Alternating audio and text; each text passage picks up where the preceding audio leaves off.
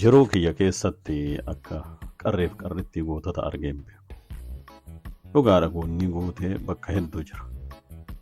Garuu gamtaan akkanatti mootummaa taankii xayyaaraa lolaa waraana gayaa ta'e qabu afoo harka duwwaa dhaabbatanii mormachiisanii aangoo harkaa fudhachuun addunyaa tanarratti hedduu mul'anne. Injifannoo argachuun laafaa miti. Qabsoon keessi isaa du'a qabaa hadhaayaas rakkoo hedduus of keessaa qaba. Injifannoo argatan san itti fayyadamuun ammoo obsaaf qarooma barbaada. Injifannoo san itti fayyadamuu dhabuun ammoo rakkoof gaaga'ama ummata irratti fiduu xiqqaa miti.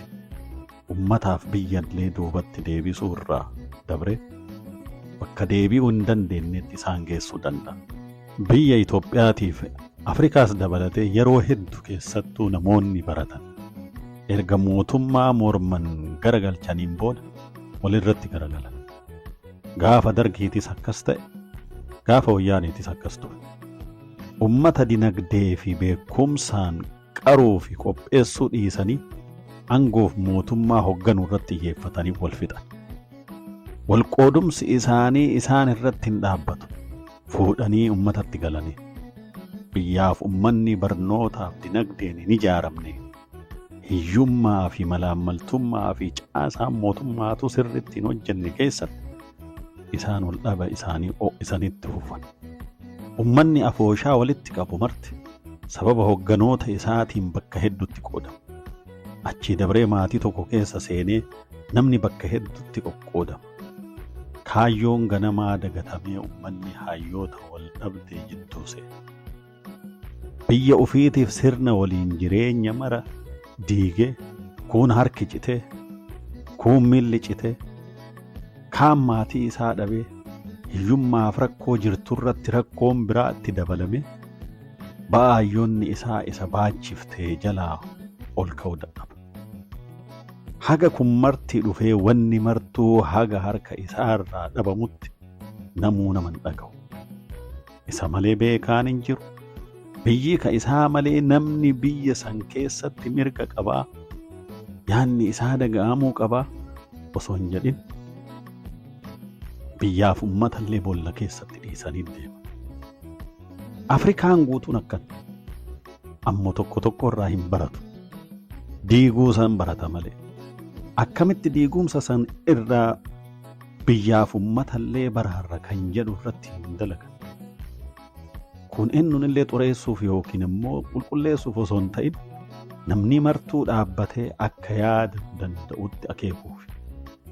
Ammallee Afrikaa fi Itoophiyaa keessatti waan ijaaran diiguun akka waan aadaa ta'e tokkotti ittuma fufaa jira.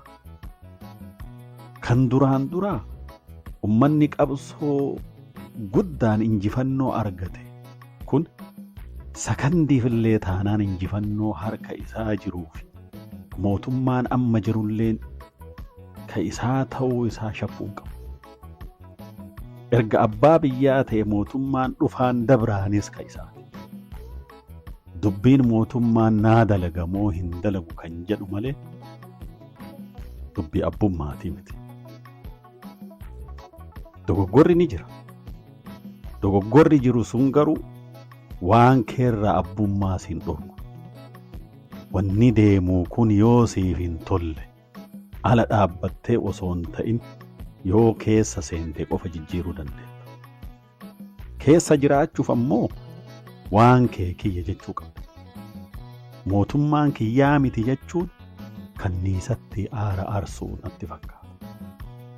Kanniifni ofirratti aara arsu ammoo ni jira natti hin fakkaatu. Jiraatus lakki waliin jechuun barbaachisa. Ummanni mootummaarraa fagaachuun mana isaa dabarsee nama biraatitti kennuu taati.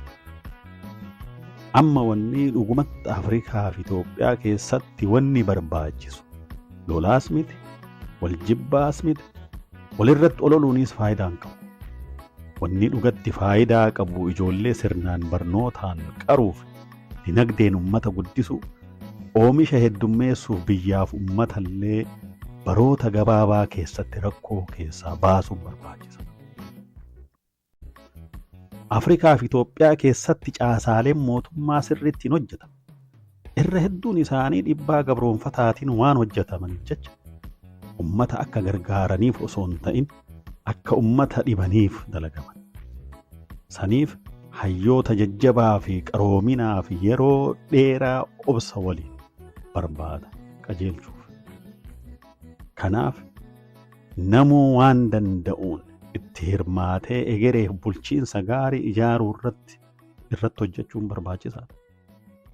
Kanuma har'aaf nagayatti.